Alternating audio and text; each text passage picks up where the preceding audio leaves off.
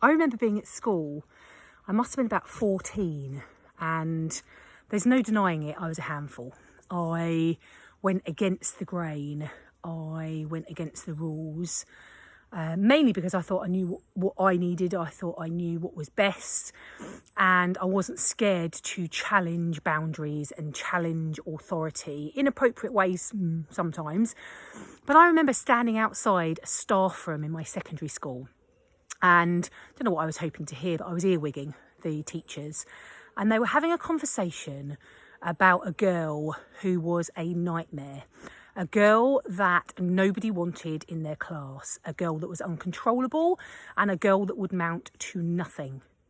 Every single one of those teachers, bar one, was talking about this girl. And the one teacher said, actually, I think Debbie's got something hidden. And I suddenly realised they were talking about me.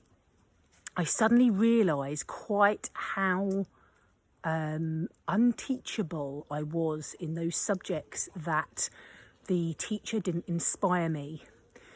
And I had two choices right there, right in that moment, standing on that cold blue floor in that green corridor, leaning up against that old white chipped wooden door. And I had two choices. One, believe in the majority of the teachers, what they were saying. I would mount to nothing. I was a no-hoper.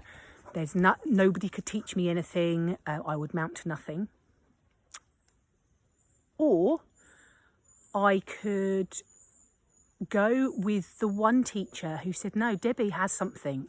She has something in her, and we've just got to have to channel that in the right way to get the best from her.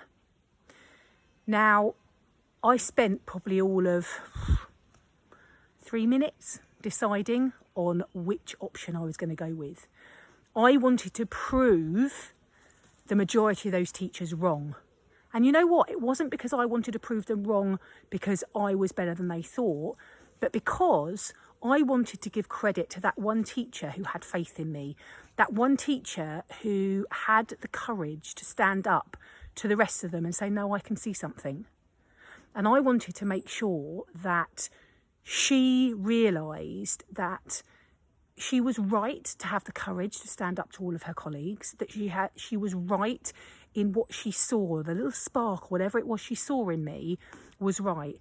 And from that day, I turned everything around to prove her right. And if Mrs. O'Farrell, her name was, and I'm sure she's not in this world anymore, she's in the next world, so thank you, Mrs. O'Farrell.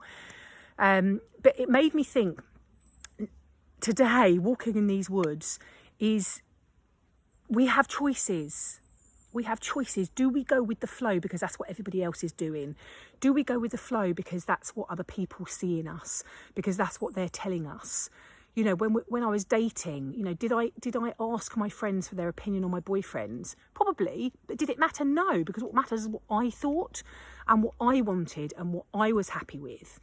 And so that was a major learning. So what I'd say is, be careful what the world is telling you. Be careful what the world is predicting for you, because only you truly know you. Only you truly know what you are like, what you are capable of, and what your purpose is in this life and the difference that you want to make.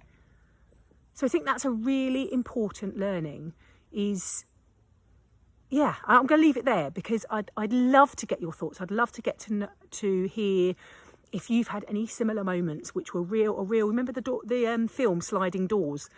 If you've had any of those where it has really taken your life in a different direction, yeah, let me know. Let me know your stories and let me know what you think. Take care.